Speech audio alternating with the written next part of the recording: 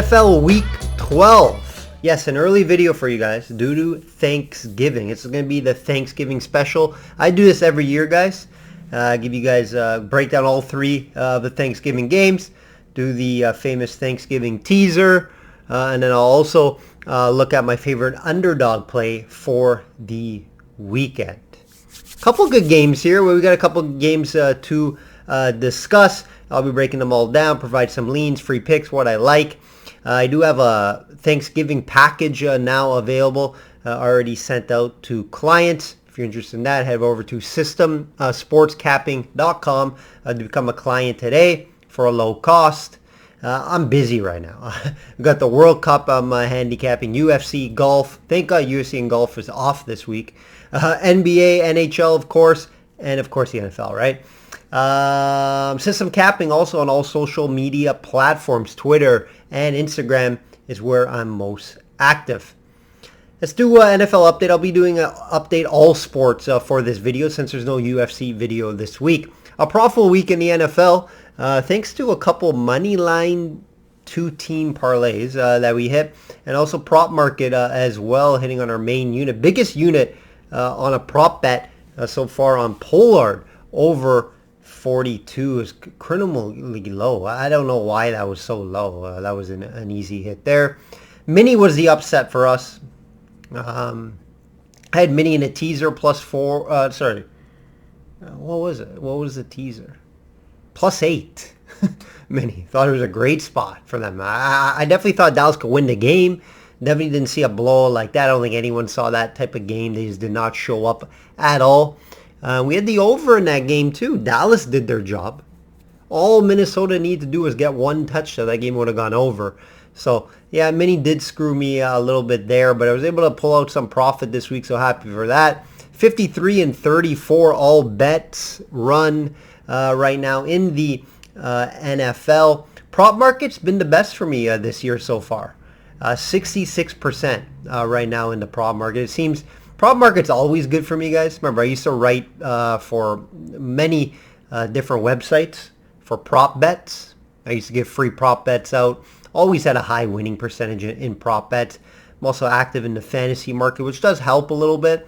I used to play DraftKings and FanDuel a lot. I used to win some there. But yeah, prop market has been my best this year so far. It's different, I guess, from year to year, but prop market's always up there. Just under 9 units on the year so far in all markets. UFC, a profitable week. Should have been a 3-0 sweep. However, the judges struck again. We had Umagolov, and he won that fight. Like, I don't care what anyone says. Well, most people are saying, obviously, Umagolov won the fight. I haven't seen one person say Charles Johnson won the fight, unless maybe you bet on him. But a clear 2-1 win. Clear 2-1. It wasn't even close. Like when he won the first 2 rounds, I thought, okay, they definitely have to get Charles Johnson's got to find a knockout, and of course he didn't. But very surprising on that. We did have a bit of regression in the UFC this past month. However, back on track this week. Let's aim for that 22-4 run we had just about a month ago. Let's get back on to that. PGA DPA Tour, we had an outright winner. We had an outright winner with Rom, smaller outright, +500. And we were on a few different outrights there. But Rom definitely had to be on the outright card. Definitely. This is the third time he won at this event in 4 tries, guys. So you definitely had to have him in some aspect, and it was in the outright market. 6 straight profitable majors. No luck in the PGA. I only had one bet at RSM Classics. These smaller tournaments, man, they give me headaches. I avoid outright markets in these very smaller tournaments. I had Mackenzie Hughes top 40 at plus money. Missed the cut by 1. Mackenzie Hughes had great course history here. Probably his best on tour, to be honest. And his form was great coming into the event. So tough beat there, but overall still happy, of course, with the PGA. Just under 80 units. We were just over 80 units last month, so I want to get back there. 5 outrights in the last 21 events, 6 straight profitable majors. NHL, we continue to hold up this run from last year, 21 and 22, even though up and down this year so far. This long-term run, 66%, I'm happy with. We're avoiding a losing streak in the NHL. That's why I'm able to keep up these numbers. NBA. A few money line winners. I had in 2-team money line parlays this week that help us cash. However, I missed on Portland at home versus Utah. Good spot. Lillard got hurt in that game, so that definitely didn't help. But Utah, man, they continue to play well, and there's no regression on the Utah side. 51-29 going back to last year in the regular season. So definitely happy about that. Again, though, up and down in the NBA to start the year. World Cup was a good start with the Netherlands winner to open it up for us, winning 2-0. So good start there. We have a couple pending. Tomorrow I'm shooting this video on Monday, guys. Monday evening. Netherlands just won 2-0, so that's a good start there. We have a couple pending tomorrow. Let's get right into it, guys. Let's get right into it. Like this video, guys. It helps me out a ton. Like this video. It helps me out. Comment, subscribe, do all that fun stuff. Let's get right into it. Buffalo minus 9.5 at Detroit. Total 54.5. 54.5, guys. It's getting bet up. It was 51, 52. Now it's starting to get a little high. You may want to look at that under. Buffalo got back on track with a win, funny enough, in Detroit, right? Snowstorm and, travel issues. Everything was against them. But they came out and beat Cleveland. Cleveland just not a good team. I was all over Buffalo last week in all markets. We had them in the money line. We had them in the teaser. We did get backdoor covered on the spread. Now, if you got late spread 7.5, you would have covered. They won by 8. I had an early spread 9.5. So backdoor cover there. But yeah, Bills, I knew they were going to win that game. Question was if it was going to cover. And they were winning the whole game by double digits for the most part. Lions pulled off a nice road upset too, right? And now have won 2 in a row versus the Bears and the Giants. The Giants were more impressive though, right? On the road, going to the Giants. And just putting up 31 points on that defense. That's very impressive. Buffalo didn't allow all the snow and travel issues, obviously, to affect them. And I do think they stayed in Detroit. I can't be 100%, but it would make sense for them not to fly back to Buffalo and fly to Detroit. I could be wrong. Maybe they don't want to stay in a hotel for 3 days. That could be, everybody could be bonding on the road. So I probably think they stayed. That's my guess. If the Lions have any shot in this game, they have to run the ball, guys. They got to run the ball. They got to get Swift involved. They got to get Williams involved. Williams coming off 3 TDs. Very impressive. Very impressive there. Obviously, Brown, too. He's a real deal. A wide receiver, small, quick guy. Goff loves him. Favorite target all year long. They're getting that rookie that they picked up first overall. I think he's going to be coming back soon. So this offense could even be more exciting. The defense, though, that's the issue with Detroit. It did show up last week. It held Barkley to under 25 yards, guys. Unbelievable. On 15 attempts. You don't see that. So that's definitely good news for the Lions here. But then the week before they allowed 30 points, right? So I don't know if that was just a one-off. They're going to have their work cut out for them against the Buffalo offense here. But, 9.5 here, hard to get to on the road here, in my opinion. I would have to lean Buffalo. 9.5 if I had to play the line. I won't be betting this line though. I'd have to look at my favorite play in this, probably the under 54.5. That's probably my favorite bet here. Spread's tough, but you'll see them a little later on in a segment on the teasers. Buffalo, I think Buffalo wins this game. Hard for me to see the Lions pulling off a big upset here, especially after a big win on the road in New York.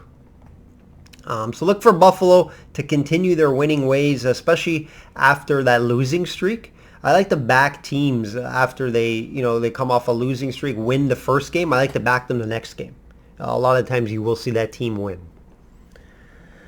Giants at Dallas.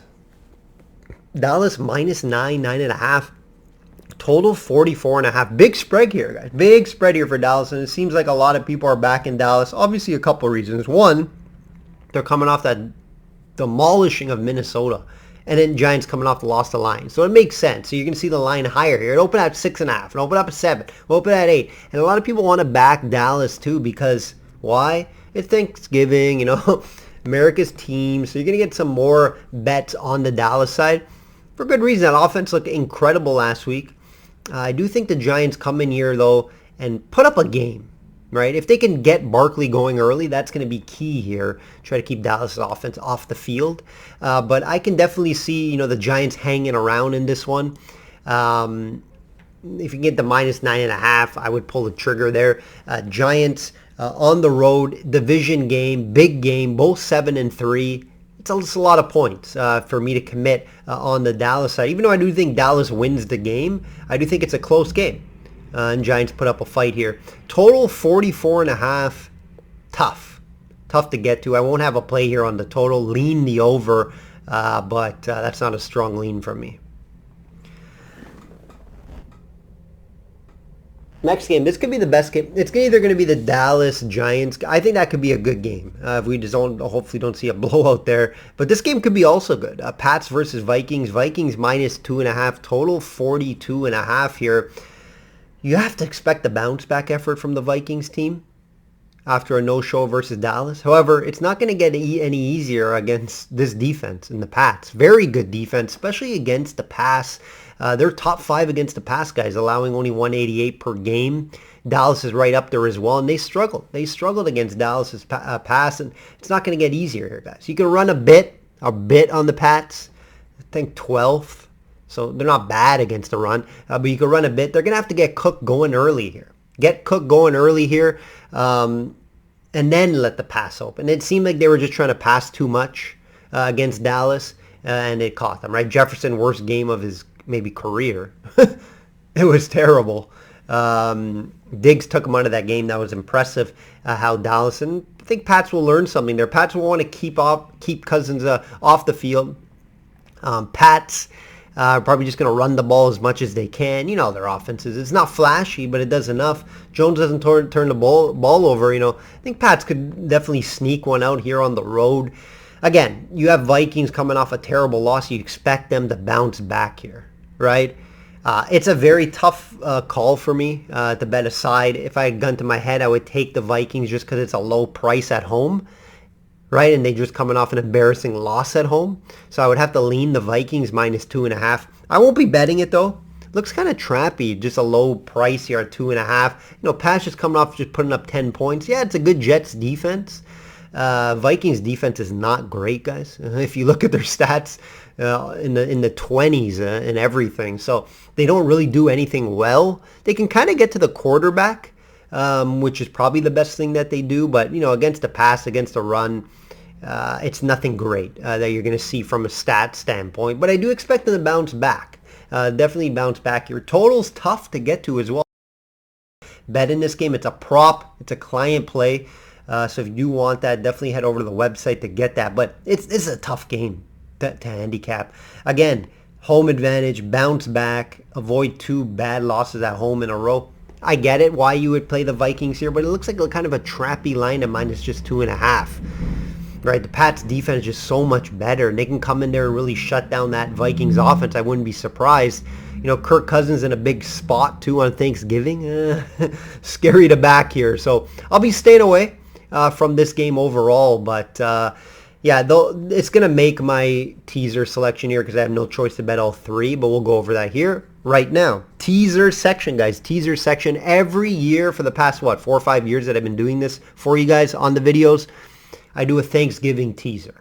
We've been very successful with these, so let's hopefully we get on board for you guys while you enjoy your Thanksgiving. Of course, if you're in the U.S., right? Most of my clients are in the U.S. or video viewers, to be honest. But to be honest, I have guys from all over, Europe, South America, Canada.